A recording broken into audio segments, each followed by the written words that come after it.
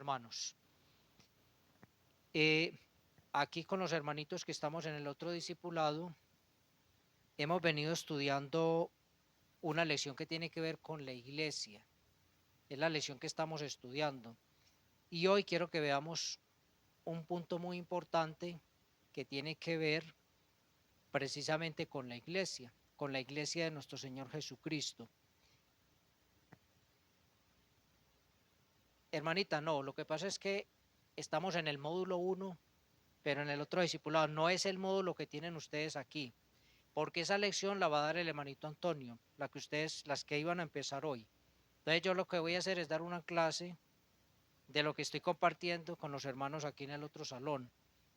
Bueno, mis hermanitos, ¿qué vamos a hablar hoy? Vamos a hablar del representante que el Señor Jesucristo designó para la iglesia. ¿Quién es el representante que el Señor Jesucristo designó para la iglesia? Es el Espíritu Santo. Y esa parte es muy, muy importante. Nosotros, hermanos, antes de que entremos en unos textos de la palabra, yo les compartí a los hermanos allí, nosotros nacimos en un país de tradiciones católicas. A nosotros se nos enseñó otra cosa muy diferente. Dentro de esas, digamos, tradiciones, se nos había enseñado que el representante era un hombre, Y según dice esa tradición, todo empezó con Pedro, y que luego llegaron una serie de sucesores, hasta nuestros días, lo que conocemos como el papado. Pero bíblicamente eso no tiene ningún sustento, no hay ningún fundamento para sostener esa afirmación o esa doctrina de que el representante de Dios en la iglesia sea un hombre y no el Espíritu Santo. Es más, yo me atrevería a decir que eso es casi como una herejía. O sea, decir algo así, reemplazar el Espíritu de Dios por un simple mortal, lleno de pecados y de imperfecciones. Hermanitos, ¿qué esperanza habría para la iglesia si el representante que el Señor dejó para la iglesia fuera un hombre? No habría ninguna esperanza para la iglesia, para ninguno de nosotros. Entonces vamos a leer una serie de textos que nos hablan precisamente de esto, de que el Espíritu Santo fue el representante que Dios dejó, el vicario que el Señor dejó para la iglesia, para su cuerpo. Vamos a empezar en San Juan capítulo 14. Vamos al Evangelio según San Juan y vamos al capítulo 14. Vamos a leer allí dos versículos. Primero el versículo 14.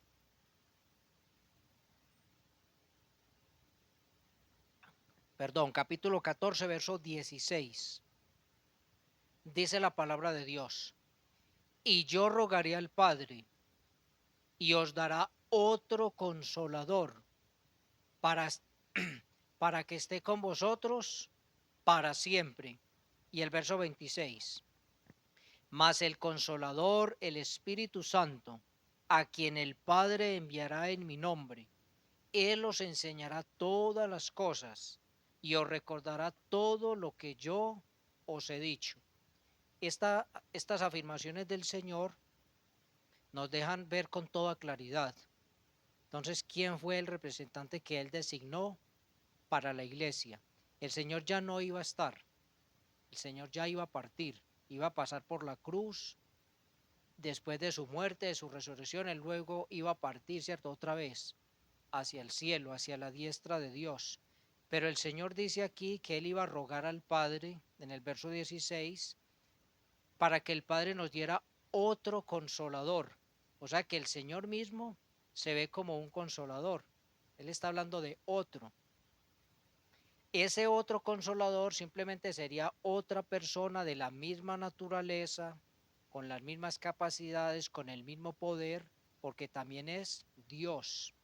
O sea, no sería alguien inferior al Señor Jesucristo, no sería alguien con menos capacidades, con menos poder, nada de eso. Cuando se habla de otro consolador es otro ser de la misma naturaleza. Y estamos hablando del Espíritu Santo de Dios. Ese consolador es el Espíritu Santo de Dios. Dice, para que esté con ustedes, dice ahí, para siempre, para siempre. O sea que el propósito del Señor es cumplir o a cabalidad, ¿cierto? Con su promesa. El Señor dice que a nosotros no nos dejaría huérfanos, ahorita lo vamos a leer, Él iba a estar siempre con nosotros. ¿Y en qué persona lo iba a hacer? En el Espíritu Santo. El Espíritu Santo iba a estar con nosotros para siempre. O sea, de manera permanente, de manera real, en medio de su pueblo, en medio de su iglesia, en el corazón de cada cristiano. Verso 26 dice, mas el consolador, y ahí lo nombra, el Espíritu Santo, a quien el Padre enviará en mi nombre, Él os enseñará todas las cosas y os recordará todo lo que yo os he dicho. Aquí, hermanos, es cuando yo les decía ahora que realmente suena como una herejía pensar de que el representante de Dios en la tierra es un hombre, porque el que tiene la autoridad para enseñarnos todas las cosas es el Espíritu de Dios. ¿Por qué? Porque Él es el que conoce todos los asuntos de Dios. En 1 Corintios lo dice, que es el Espíritu Santo de Dios el que tiene la capacidad de escudriñar todo hasta lo más profundo de Dios, tanto del Padre como del Hijo. O sea, todo ese conocimiento lo tiene ¿quién? El Espíritu Santo de Dios. Él es el que escudriña, dice, hasta lo más profundo de Dios. Entonces, como Él es el que sabe todas las cosas, Él es el que tiene la capacidad de transmitir todo lo que Dios quiere revelarnos a nosotros, los seres humanos. Ningún hombre tiene esa capacidad. Solo Dios el Padre, que dejó plasmada su voluntad en la Santa Biblia. Solo el Señor Jesucristo, que vino a revelarnos toda la verdad de Dios.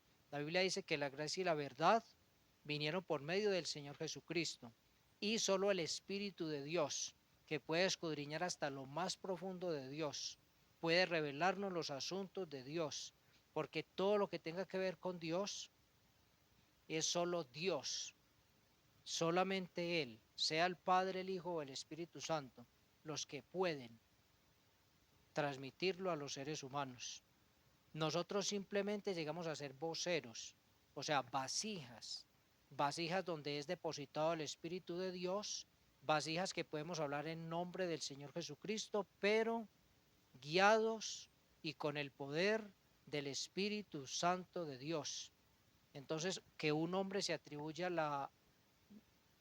autoatribuya el derecho de hablar en nombre de Dios como un representante directo de Dios en la tierra, eso es una blasfemia, eso es una herejía, eso es del diablo, mis hermanos, y eso hay que decirlo, eso es del diablo, porque es quitarle la autoridad al Señor Jesucristo, es decir que el Señor no dijo lo que dijo, porque Él dijo acá que Él rogaría al Padre y les daría otro consolador para que esté con ustedes.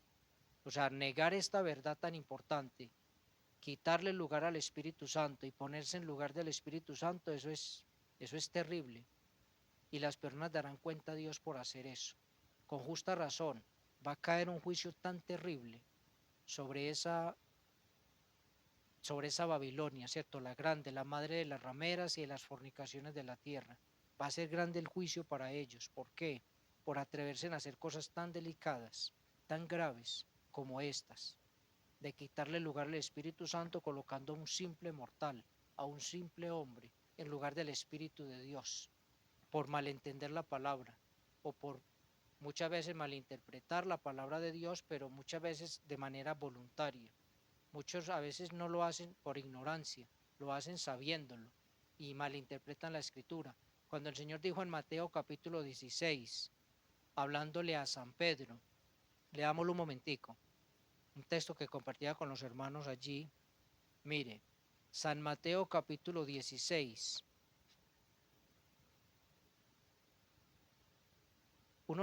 Leámoslo desde el 13 para que entendamos. Viniendo Jesús a la región de Cesarea de Filipo, preguntó a sus discípulos diciendo, ¿quién dicen los hombres que es el Hijo del Hombre? Ellos dijeron, unos Juan el Bautista, otros Elías, otros Jeremías o alguno de los profetas. Él les dijo, ¿y vosotros quién decís que soy yo?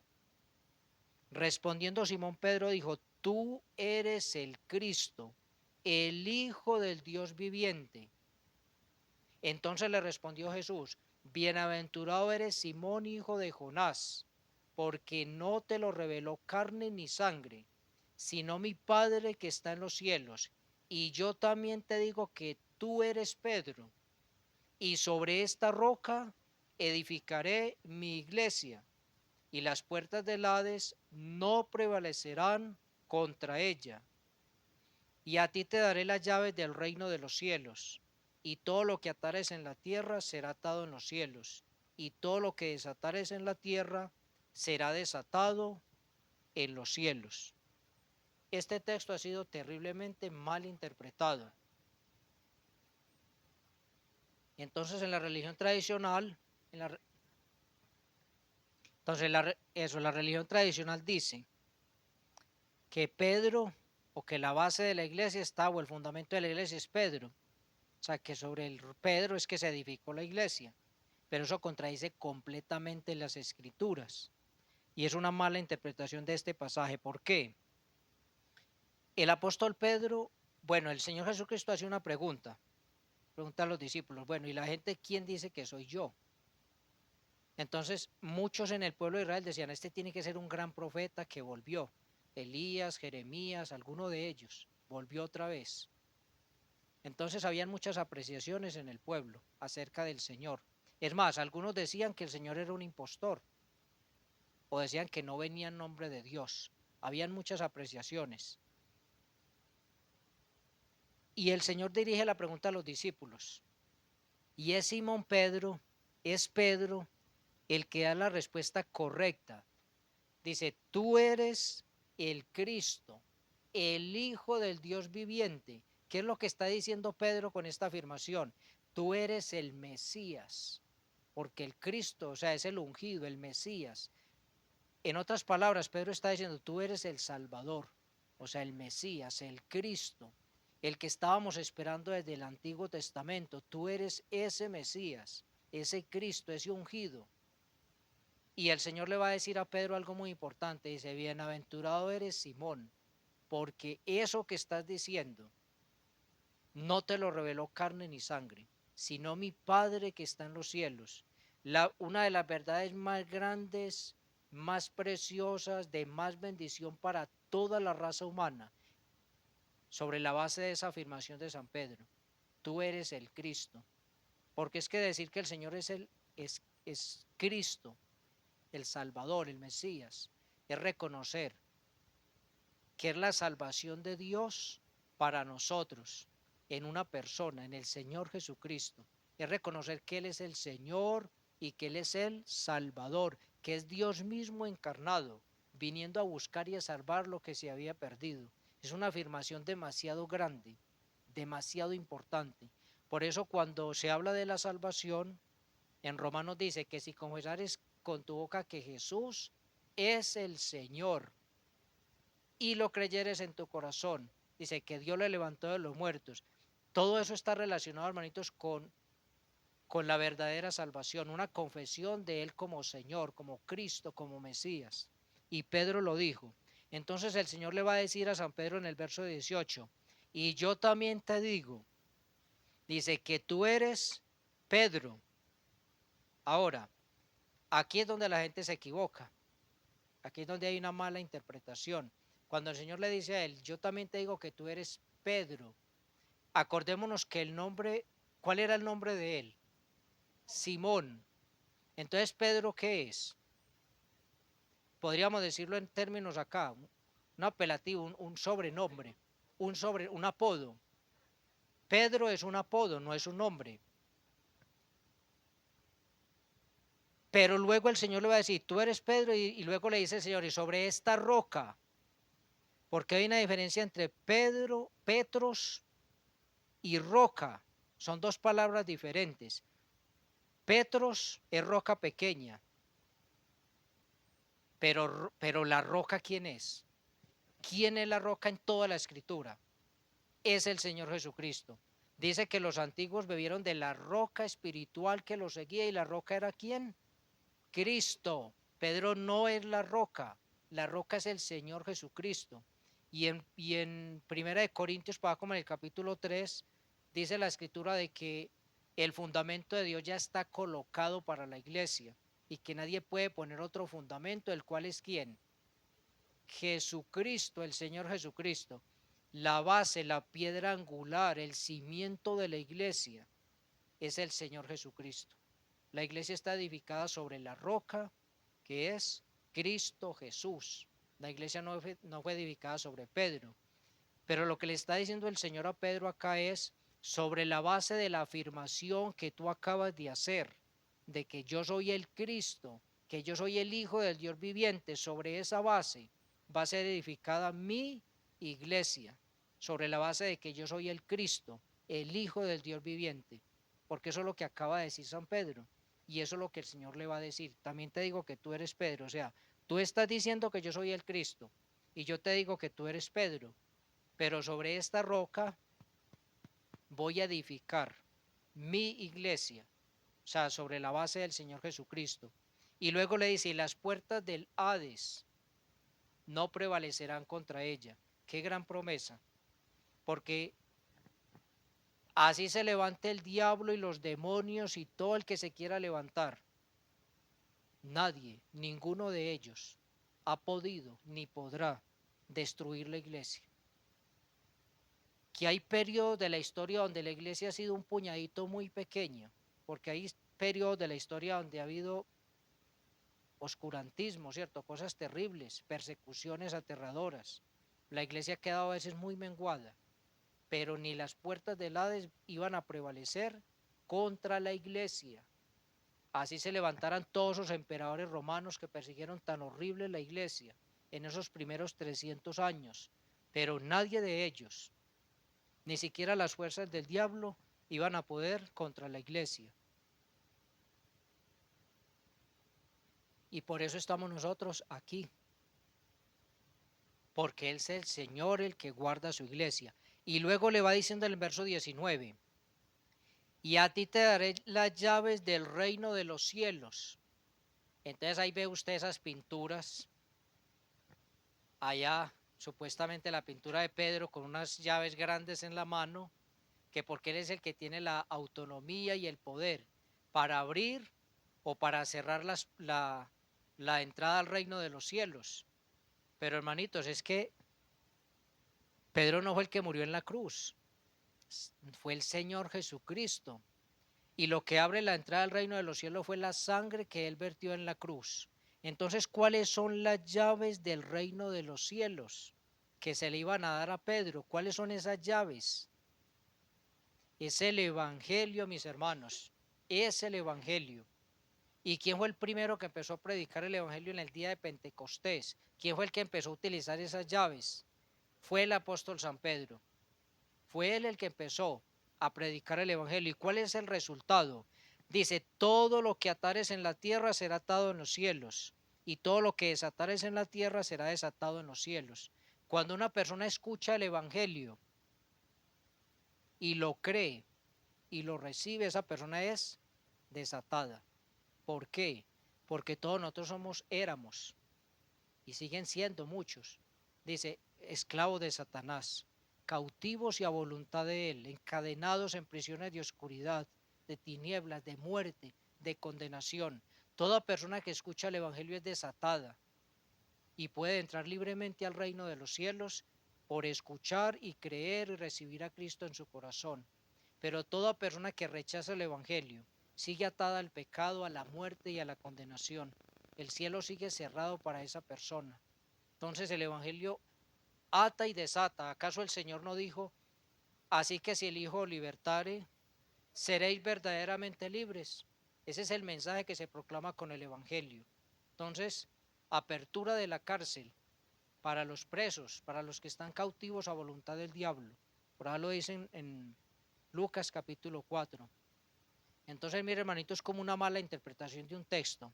Coloca un hombre como si ese hombre fuera el representante o vicario de Cristo en la tierra, cuando el representante o vicario del Señor es ¿quién? El Espíritu Santo de Dios. Y decir lo contrario resulta ser una blasfemia, una herejía. Yo diría, hermano, me atrevería a decir que eso es una doctrina demoníaca, decir eso, porque eso es colocar a un hombre con el mismo poder y autoridad de ¿quién? De Dios, de Dios.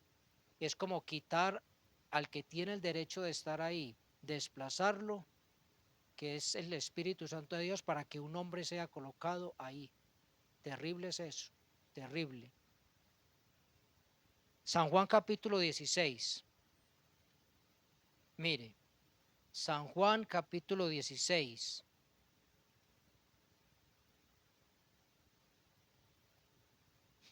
Vamos a leer aquí, vamos a leerlo desde el 15, desde el capítulo 15, verso 26, y luego avanzamos al capítulo 16. Mira lo que el Señor dice acá. Pero cuando venga el Consolador, a quien yo os enviaré del Padre, el Espíritu de verdad, el cual procede del Padre, él dará testimonio acerca de mí. Y vosotros daréis testimonio también porque habéis estado conmigo desde el principio. ¿Cuál es uno de los trabajos principales, de las funciones principales del Espíritu Santo de Dios? A ver, ¿qué dijo el hermano Sergio? Bueno, redarguir de pecado, según el texto que acabamos de leer. A ver, ¿quién dijo dar testimonio? La hermanita Ángela, ¿cierto? Mire, el verso 26 dice, claro, todas esas tareas son del Espíritu de Dios, pero mire lo que está diciendo acá, pero cuando venga el Consolador, a quien yo os enviaré del Padre, el Espíritu de verdad, el cual procede del Padre, dice, ¿él qué? Él dará testimonio acerca de mí. Mire, este es uno de los trabajos principales, es de las tareas primordiales, principales con las que el Espíritu de Dios fue enviado a la tierra. Dice, dar testimonio de quién? Del Señor Jesucristo. Cuando el Señor estuvo en la tierra, Él dio testimonio de quién? Del Padre. Y cuando el Espíritu Santo viniera, iba a dar testimonio de quién? Del Hijo, del Hijo. Claro que también del Padre, pero aquí dice que también lo haría del Hijo, ¿cierto? Del Hijo. Exactamente. Y nosotros daríamos también testimonio porque habíamos, bueno, le está hablando a los discípulos que habían estado con Él desde el principio.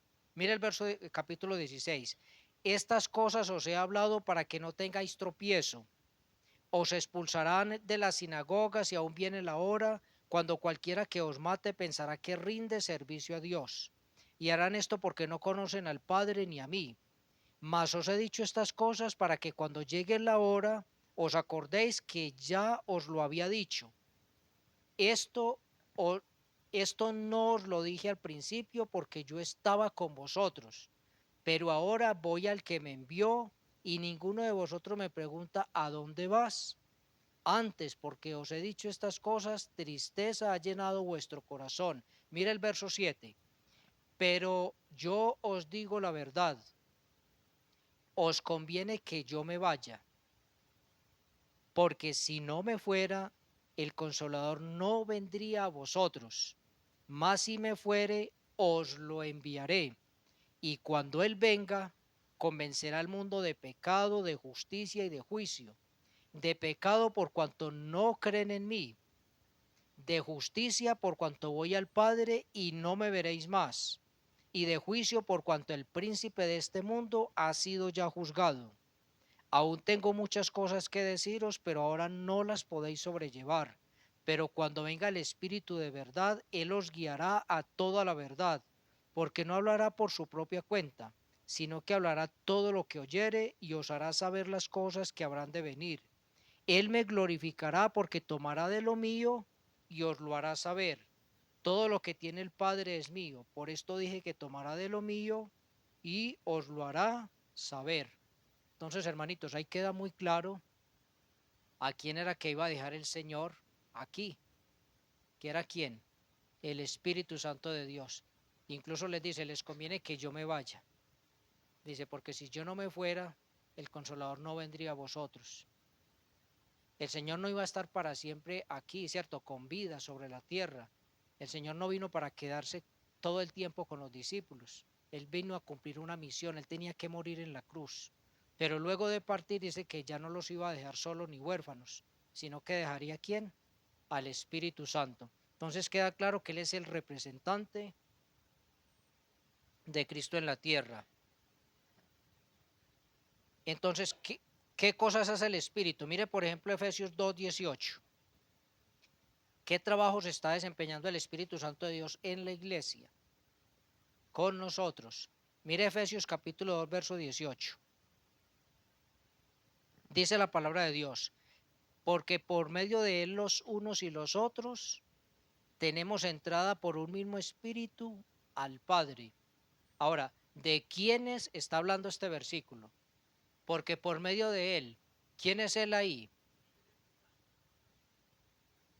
¿Es el Espíritu o es el Señor Jesucristo? Es el Señor Jesucristo. Porque, ¿qué viene hablando los versículos anteriores? Viene hablando de judíos y gentiles. Viene hablando de que el Señor formó la iglesia de judíos y gentiles. Hizo un solo cuerpo, ¿cierto? Entonces está diciendo, porque por medio de él, o sea, por medio del Señor Jesucristo, judíos y gentiles tenemos entrada. Y mire esta parte, entrada por un mismo espíritu al Padre. Ahora, ¿qué es lo que está diciendo este versículo aquí?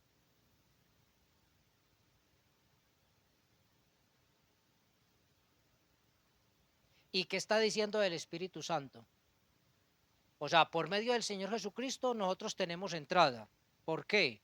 Porque Él murió por nosotros, rasgó el velo y nosotros podemos acercarnos al trono de la gracia de Dios por medio del Señor Jesucristo. Pero ¿qué hace el Espíritu Santo? Dice que tenemos entrada, ¿por qué? Por un mismo Espíritu al Padre. ¿A qué nos acercamos nosotros o a qué debemos acercarnos nosotros al Padre, al trono de la gracia? ¿Para qué? Primero, ¿para qué? Pero lo primero que nosotros deberíamos hacer con el Señor es ¿qué? Adorarlo, adorar al Señor. Claro que nosotros también le clamamos, le confesamos nuestros pecados, muchas cosas hacemos, pero todo eso, ¿quién es el que nos ayuda en esa entrada? O sea, el Espíritu de Dios. Dice que por el Espíritu de Dios tenemos también entrada por un mismo Espíritu al Padre, o sea, el Espíritu está ahí. Y si no fuese por el Espíritu de Dios, ni nuestra adoración, ni nuestras oraciones, ni nada de eso podrían llegar ¿a quién? Al Padre. Aunque nosotros oramos en el nombre del Señor Jesucristo, ¿quién es el que nos ayuda cuando oramos? Romanos lo dice, vamos a mirar en Romanos lo que dice. Mire, en Romanos dice, porque nosotros, mire, nosotros a veces decimos cosas tan, o sea, tan sin sentido, tan salidas de las doctrinas de la palabra de Dios, que eso no puede llegar delante del Padre. Pero mire lo que hace el Espíritu de Dios. Versículo 8:26 de Romanos. Dice la palabra de Dios, y de igual manera, el Espíritu nos ayuda en nuestra debilidad. Ahora, ¿de qué debilidad está hablando aquí? Yo creo que nosotros somos demasiado débiles en qué, en conocer la voluntad de Dios. Demasiado débiles en el conocimiento, demasiado débiles en la sabiduría, demasiado débiles en la revelación de Dios, o sea, demasiado débiles en todo lo que gira alrededor del conocimiento y de los atributos y de la grandeza y de las cosas que Dios nos ha concedido, en todo eso. Somos débiles porque estamos en un cuerpo muy frágil y con una mente demasiado limitada. O sea, nuestra mente es tan incapaz de entender los asuntos de Dios que muchas veces hablamos cosas por fuera, ¿cierto? Pedimos cosas incluso por fuera de la voluntad de Dios. Dice, de igual manera el Espíritu nos ayuda a nuestra debilidad, o sea, en esta carne, en esta mente tan cortica, tan débil. Pues, ¿qué hemos de pedir como conviene? Dice, no lo sabemos, ni siquiera a veces sabemos pedir como conviene. Pedimos cosas que muchas veces ni necesitamos y las estamos pidiendo. Esas cosas que ni siquiera nos convienen y las estamos pidiendo. Dice, no lo sabemos, pero el Espíritu mismo intercede por nosotros y dice que cómo lo hace. Dice, con gemidos indecibles. ¿Por qué será que el Espíritu gime? Yo creo que escuchando las barbaridades que muchas veces decimos. A veces decimos cosas tan irracionales que el Espíritu gime. Mire, la tierra gime por todo lo que le estamos haciendo a la tierra. Dice que la tierra gime, ahí dicen Romanos, por toda la basura y todo lo que estamos haciendo con la tierra. Gime la tierra. ¿Cuánto más gime el Espíritu de Dios? La Biblia dice, la palabra de Dios dice que el Espíritu nos anhela celosamente. Cuando uno está desviándose del camino de Dios, ¿cómo no va a gemir el Espíritu de Dios? Al vernos que estamos caminando mal, que nos estamos saliendo de la senda, o que estamos pronunciando oraciones a veces tan egoístas. A veces nuestras oraciones son como una lista de mercado. Nos pasamos 30 minutos pidiéndole cosas al Señor y por ahí 5 minutos agradeciéndole o menos. O sea, hacemos todo muchas veces al revés. Primero hay que adorar al Señor, hay que confesar nuestro pecado, hay que hacer muchas cosas antes de llegar a qué, a pedirle. Mire, es que el Señor nos dejó el ejemplo. Mire la oración del Padre Nuestro. En el Padre Nuestro, uno no puede decir que el Padre Nuestro está enfocado solo en peticiones para nosotros, ¿cierto? Uno empieza adorando al Señor. Padre nuestro que estás en los cielos, santificado sea tu nombre, venga tu reino, hágase tu voluntad. Mire cómo empieza el Padre Nuestro. Todo va dirigido primero a quién, a Dios, a la adoración. Entonces imagina hermanitos, cómo serán los gemidos del Espíritu cuando nos escucha orando. Cuando a veces ni siquiera estamos concentrados en la oración, vencidos de pronto por el sueño, por el cansancio. Entonces gime por nosotros con gemidos indecibles, dice aquí. Y mira el verso 27.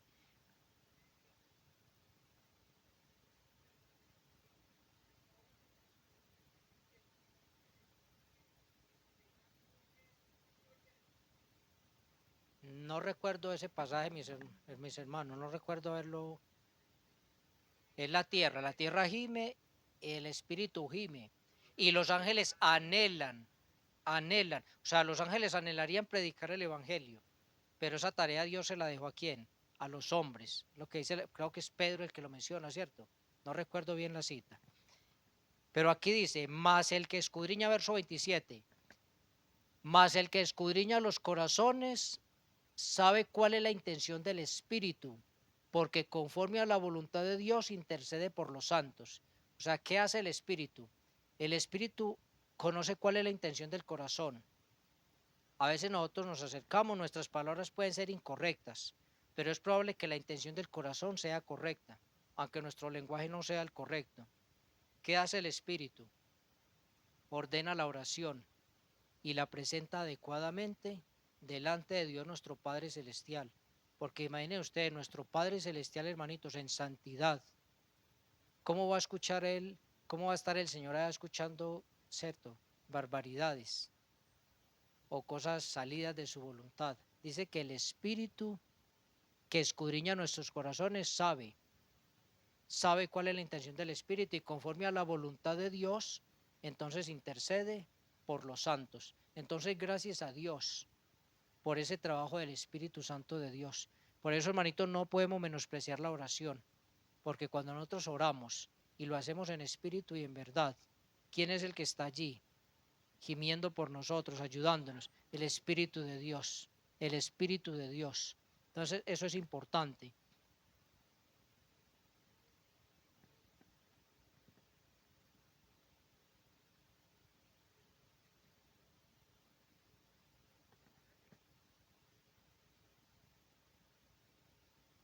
Hermanitas, mire, el orden correcto de la oración es dirigirnos al Padre.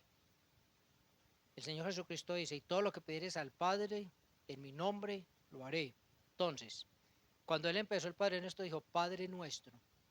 Y en muchas oraciones el Señor dijo, por ejemplo, te alabo Padre, Señor de los cielos y de la tierra. O sea, toda oración va dirigida ¿a quién? Al Padre, en el nombre del Señor Jesucristo y con la ayuda del Espíritu de Dios. Entonces no es incorrecto uno decirle, Señor, guíame con tu Santo Espíritu, Señor, eh, ayúdame a ser lleno de tu Santo Espíritu. O sea, hay oraciones que uno las puede hacer, pero la oración va dirigida ¿a quién? Es al Padre. Ese es el orden de la oración. La oración va dirigida al Padre, en el nombre del Señor Jesucristo, en el Espíritu, en el Espíritu. No al Espíritu, sino en el Espíritu. Correcto, Pachito. ¿Qué más hace el Espíritu? Primera de Tesalonicenses capítulo 1. Primera de Tesalonicenses capítulo 1. Y allí leamos versículo 5.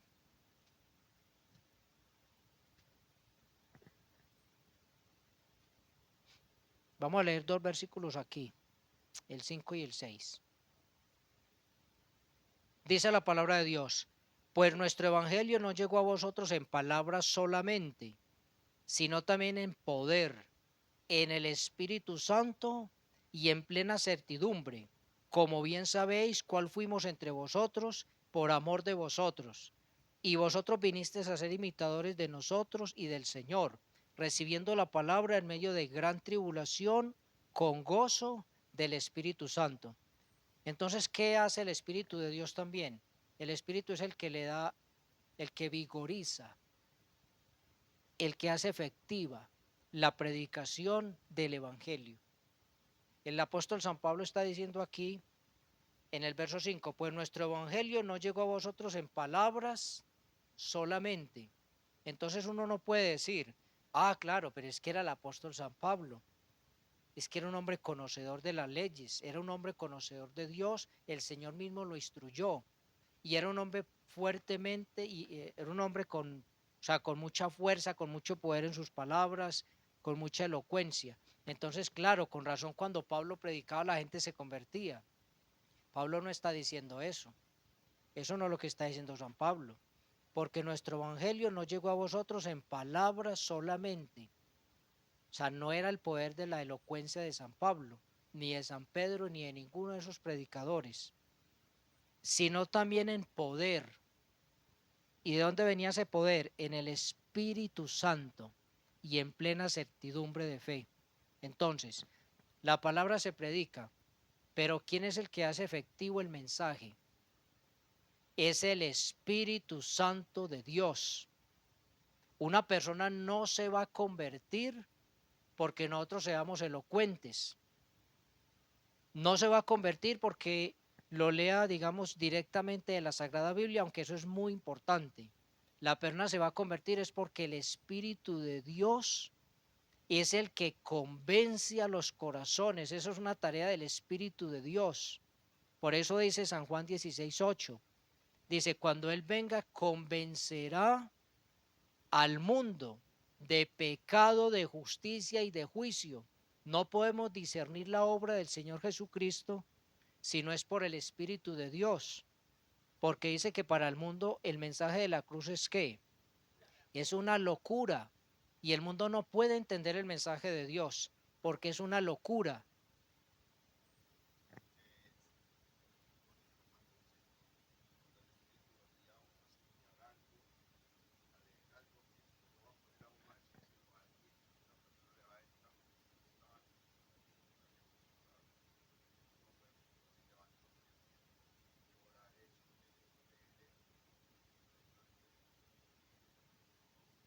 Correcto. Y cuando uno está compartiendo el Evangelio, es el Espíritu Santo de Dios el que coloca el mensaje. Por eso uno tiene que orarle al Señor. Mire, antes de salir a evangelizar, lo primero que uno tiene que hacer es que orar. O sea, dejar todo en las manos de Dios. Y que cuando uno salga a compartir el Evangelio, no sean nuestros argumentos y palabras, sino que sea el Espíritu de Dios colocando la palabra precisa. Porque les voy a decir algo, hermanos, mire, a veces uno sale a evangelizar y uno va a encontrar muchos tipos de personas. Hay personas que son muy estudiadas, muy preparadas, lo que sea, y conocen muchas filosofías y muchas cosas. Hay otros que no tienen ningún conocimiento de nada. Hay otros que están en una aflicción. Hay otros que acaban de enterrar a su mamá o a su papá o a un familiar. Y el Señor puede tomarnos y el Espíritu de Dios puede tomarnos y colocar el versículo preciso, el que esa persona necesita en ese momento para acercarlo a Él. Por ejemplo, cuando yo llegué a los pies del Señor Jesucristo, recuerdo que el texto que me impactó con mucha fuerza, que me llegó al corazón con mucha fuerza, era un texto que yo ya había escuchado de un misionero en Mateo capítulo 11, versículo 28. Venid a mí todos los que estáis trabajados y cargados, y yo os haré descansar. Llevad mi yugo sobre vosotros y aprended de mí, que soy manso y humilde de corazón, y hallaréis descanso para vuestras almas. Entonces, ese versículo me impactó, me llegó con mucha fuerza, y el día que yo recibí al Señor en mi corazón, recuerdo que ese era el texto que tenía yo en mi corazón, recibiendo al Señor Jesucristo. Pero ¿cuántos han llegado, por ejemplo, con San Juan 3:16, San Juan 3:17, Romanos capítulo 8, versículo 10? Es más, exactamente, mire, escuché el testimonio de un hombre. Resulta de que a él lo invitaron a la iglesia. Alguien, un amigo, un cristiano, un hermano en la fe lo invitó. Resulta de que ese hermano llevó a un invitado a la iglesia. Bueno, y resulta de que esa noche el predicador estaba leyendo, creo que por allá en Crónicas, esas genealogías, que fulano engendró a fulano y este al otro y al otro. Y entonces el hermano era como haciendo fuerza en la silla. Ay, traje a esta persona hoy y el mensaje no está como muy apropiado para que él se convierta. De todas maneras, cuando termina el mensaje, esa persona estaba impactada con el mensaje. Y le preguntan, oiga, ¿y usted por qué quedó tan impactado con el mensaje? Le dije, porque es que yo escuchaba vez tras vez, que cada que ustedes leían que fulano engendró a fulano, decía y murió. Es que se repite mucho. Fulano engendró a tal y murió, y murió, y murió, y murió. Entonces él dijo, y yo también me voy a morir. O sea, yo también me voy a morir. ¿Y cómo estoy yo? Y eso fue lo que lo llevó a él a los pies del Señor. Por eso es tan importante, hermanos, depender del Espíritu de Dios cuando uno va a compartir el Evangelio y la palabra de Dios, porque el que le da poder a la palabra es ¿quién? Es el Espíritu Santo de Dios. No es nuestra elocuencia, aunque nosotros debemos prepararnos. Pero no podemos pensar de que el Espíritu es un mago. Así como el muchacho que estaba en un instituto bíblico y al otro día tenía exámenes y dijo, uy, Señor, mañana exámenes. Entonces metió la Biblia bajo la almohada, esperando que el Espíritu de Dios tomara esta palabra y se la introdujera en la mente para el otro día contestar las preguntas del examen. El Espíritu no trabaja así. El Espíritu nos va a recordar a nosotros lo que ya hemos leído de la palabra, lo que ya hemos meditado de la palabra. El Espíritu no viene a hacer magia, viene a recordarnos lo que ya hemos estudiado de la palabra. Nosotros tenemos que hacer nuestra parte, ser diligentes. O sea, el Señor es el que vigoriza la predicación por el Espíritu, pero nosotros también debemos prepararnos con el Espíritu Santo de Dios. Por eso dice la Escritura, van a recibir poder cuando venga sobre ustedes el Espíritu Santo, para que me sean que testigos hasta lo último de la tierra. Dice también en poder en el Espíritu Santo y en plena certidumbre de fe, en plena certidumbre. Como bien sabéis cuál fuimos entre vosotros por amor de vosotros, y vosotros vinisteis a ser imitadores de nosotros y del Señor, recibiendo la palabra en medio de gran tribulación, con gozo. ¿De quién? Del Espíritu Santo. Ahí está, mis hermanos. Mire todo el trabajo que hace el Espíritu de Dios, y lo hace por nosotros.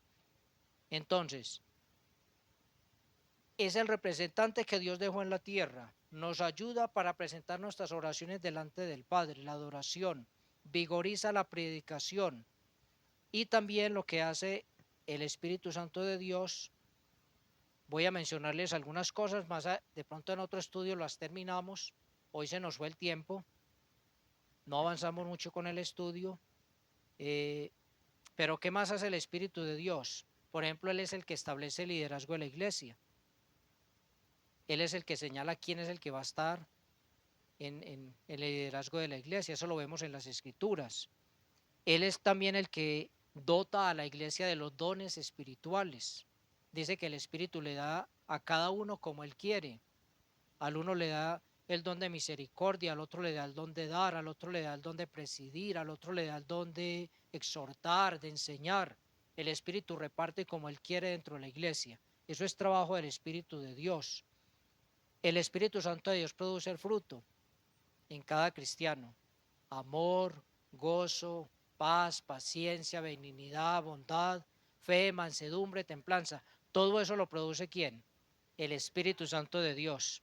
Entonces, hermanitos, hay que dar gracias a Dios por su Santo Espíritu, que Él ha dejado para representarlo a Él en la iglesia, para recordarnos todo su mensaje y para ayudarnos a vivir la vida cristiana y la vida de iglesia. Todo lo hace ¿quién? Dios, a través de su Santo Espíritu, en medio de su pueblo, en nuestros corazones. Pero siempre recordemos, hermanitos, algo muy importante. Vamos a terminar con este texto. Mire 2 de Corintios. 2 de Corintios. Esto no lo podemos olvidar. Capítulo 4 y versículo 7. Ojalá lo memorizáramos, lo subrayáramos, lo aprendiéramos. ¿Qué dice la palabra aquí? Pero tenemos este tesoro en vasos de barro, para que la excelencia del poder sea ¿de quién? De Dios y no de nosotros. Hermanitos, ¿qué tesoro tenemos? ¿Cuál es el tesoro que está en vasijas de barro? El Espíritu de Dios, la palabra de Dios, el Señor Jesucristo. Nosotros somos vasijas de barro, pero en estas vasijas de barro Dios ha querido colocar su Santo Espíritu, su palabra, la presencia de nuestro Señor Jesucristo en simples vasijas de barro, para que nosotros no se nos olvide que somos simples vasijas de barro y que el poder y la excelencia son ¿de quién? De Dios y no de nosotros, y no de nosotros. Démosle gracias al Señor. Nuestro amado Dios, a ti te damos honor y gloria. Gracias, Padre, por tu palabra, bendita, gloriosa, sublime. Gracias, Señor, por alimentarnos con tu palabra.